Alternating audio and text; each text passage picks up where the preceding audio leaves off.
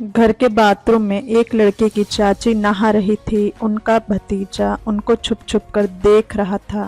Bathroom का दरवाज़ा पुराना होने की वजह से उसकी लकड़ी खराब हो गई थी, जिसकी वजह से वह लड़का उस लकड़ी में एक छेद बना देता है और उस छेद में से अपनी चाची को हर रोज़ देखता था। ये सब 3 महीने चल रहा था और चाची को इस बात की कोई खबर नहीं थी कि उनका ही भतीजा उनको चोरी छुपे देखता है। चाची का नाम चाहत था और लड़के का नाम रोहित था।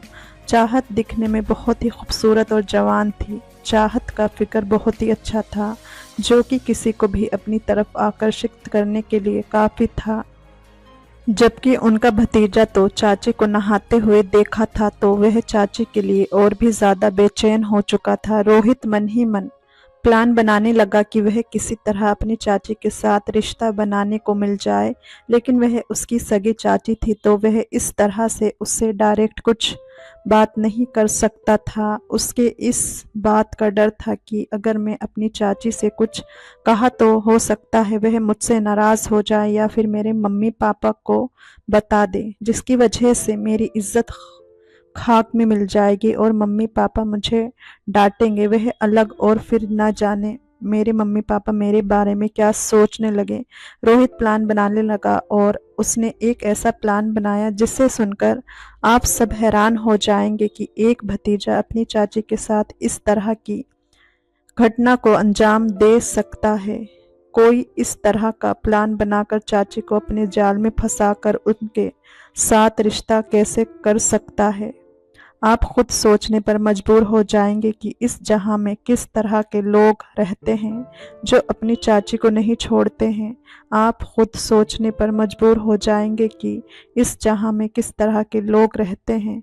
रोहित अपनी चाची चाहत को हर रोज छुपकर देखता था। इस बात की जानकारी चाहत को नहीं थी। अब रोहित इस प्लान पर काम कर रहा था। वह प्लान ये था कि रोहित ने अपने फ़ोन से एक फर्जी आईडी लड़की के नाम से बनाई और उस पर लड़की का फ़ोटो लगाया और आईडी बनाने के बाद अपनी चाची को फ्रेंड रिक्वेस्ट भेजा। चाहत ने जब अपने फ़ोन में फ्रेंड रिक्वेस्ट देखी तो उसने सोचा लड़की की रिक्वेस्ट आई है तो मैं उसको एक्सेप्ट कर लेती हूँ। जब रिक्वेस्ट एक्सेप्ट कर ली तो रोहित का काम अब और आसान होने वाला था।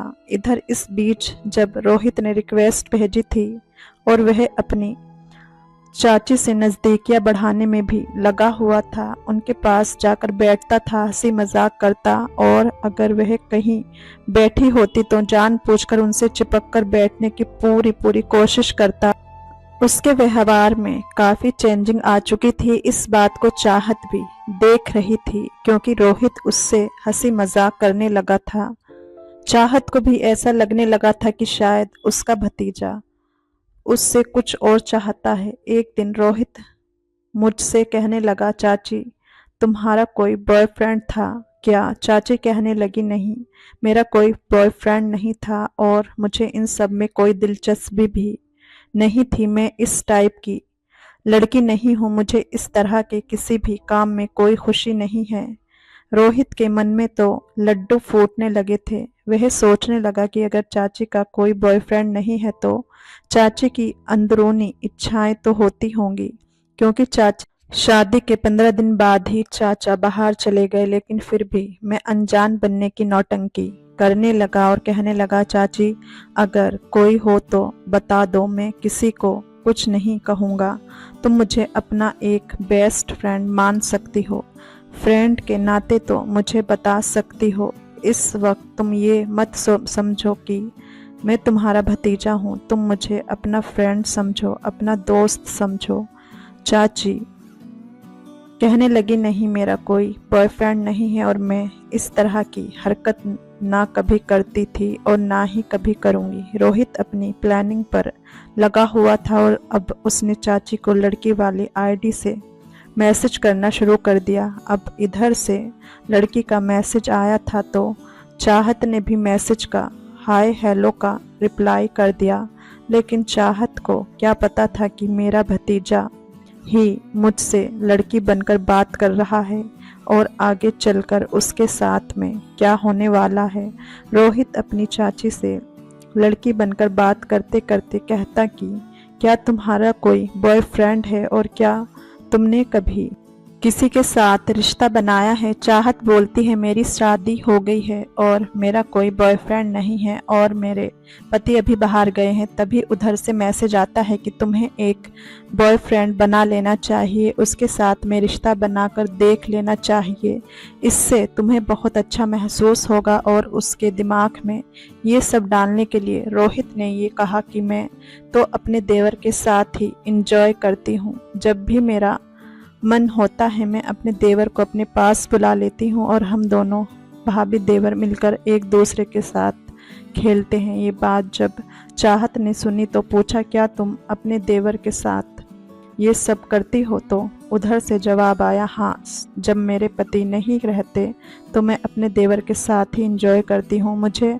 बाहर किसी पर भी भरोसा नहीं, क्या पता कौन कब धोखेबाज निकल जाए, इसलिए मैंने अपने देवर को ही अपना बॉयफ्रेंड बना लिया है और मैं उसके साथ इंजॉय करती हूँ। हम दोनों का जब भी मन होता है हम लोग एक दूसरे के साथ इंजॉय करते हैं और अपनी ज़िंदगी इसी तरह से इंजॉय कर रहे हैं। अब चाहत के मन में भी इस तरह के ख्याल आने लगे थे। वह भी ये सोचने लगी थी कि अगर वह लड़की अपने देवर के साथ ये सब कर सकती है तो क्यों ना मैं भी अपने भतीजे के साथ इस तरह का रिश्ता बनाकर देखूं। लेकिन भतीजे से कहने की हिम्मत तो नहीं थी, इसलिए चाची भतीजे के साथ कुछ अलग तरह से व्यवहार करने लगी थी और चाची का बदला हुआ व्यवहार देखकर रोहित के मन में लड्डू फूट रहे थे। वह समझ चुका था कि मेरी कही बातों का चाची पर असर पड़ चुका है। चाची अब रोहित के पास आकर अच्छी अच्छी बातें करती थी, हंसी मजाक करने लगी थी, यहाँ तक कि दोनों काफी चिपक कर एक दूसरे से बात करने लगे थे। चाहत के मन में भी काफी कुछ चल रहा था, उधर रोहित के मन में भी सब कुछ पहले से ही प्लान था। एक दिन अचानक से बारिश होने लगी। चाची ने छत पर कपड़े सुखाने के लिए डाले हुए थे। चाची भागती हुई छत पर गई और जब वह छत पर पहुंची तो उन्होंने सारे कपड़े उतार लिए, लेकिन एक कपड़ा रस्सी पर अटक गया था। रस्सी ऊंची होने की वजह से चाची ने बहुत कोशिश की लेकिन कपड़ा नहीं निकल रहा था। तो फिर चाची ने रोहित को आवाज़ दी। रोहित छत पर पहुंचा तो चाची कहने लगी कपड़ा तार में अटक गया है, तुम इसको निकाल दो। रोहित कहने लगा मैं तुम्हें गोद में उठा लेता हूँ और तुम इसको निकाल लेना। रोहित ने मौका देखा और झट से चाची को उठा लिया और चाची ने उस कपड़े को तार से उतार लिया। अब यह दोनों चाची और भतीजा एक दूसरे के बहुत करीब थे। तभी रोहित चाची को इधर उधर टच करने लगा और चाची के साथ मस्ती करने लगा। चाची भी उसको मना नहीं किया, चाची भी उसका समर्थन कर दिया और दोनों के बीच वही छत पर बारिश में सब कुछ हो गया जो नहीं होना चाहिए था। अब इन दोनों चाची और भतीजे के बीच जब ये खेल शुरू हुआ, ये खेल अब कहाँ रुकने वाला था। अब ये दोनों जब भी मौका मिलता तब एक दूसरे के साथ एंजॉय करते हैं। रोहित के पापा काम पर चले जाते थे और माँ दूसरे कमरे में रहती थी और इधर दूसरे कमरे में ये दोनों भतीजा और चाची अपना काम करते थे। ये सब चलते चलते 3 महीना गुजर गए। जब 3 महीने बाद चाची को पता चला कि वह पेट से हो चुकी है और उनके पेट में उनके भतीजे का बच्चा पल रहा है, ये सुनकर रोहित के पैरों तले से ज़मीन खिसक गई। वह डर जाता है, उसको ऐसा लगने लगता है कि ये बात अगर मेरी मम्मी पापा को पता चल गई तो बहुत मार पड़ेगी और समाज में ये बात खुल गई तो बहुत बदनामी होगी। हर कोई यही कहेगा कि तुमने अपनी चाची के साथ ही ये सब करने को रह गया था। तभी रोहित ने चाची से मिलकर प्लान बनाया कि इस बच्चे को साफ करवा देते हैं। अगले दिन ये दोनों पति पत्नी बनकर एक हॉस्पिटल पहुंचे, लेकिन डॉक्टर ने बच्चा साफ करने से इनकार कर दिया। ये दोनों लोग काफ़ी टेंशन में आ गए। इन दोनों को अपनी ज़िंदगी मौत से भी ज़्यादा बुरी लग रही थी। इधर रोहित अंदर ही अंदर घुट रहा था। उसको ऐसा लग रहा था कि अगर ये बात लीक हो गई तो समाज में इज्जत खराब हो जाएगी और किसी भी तरह से मुझे अपनी इज्जत बचानी ही है।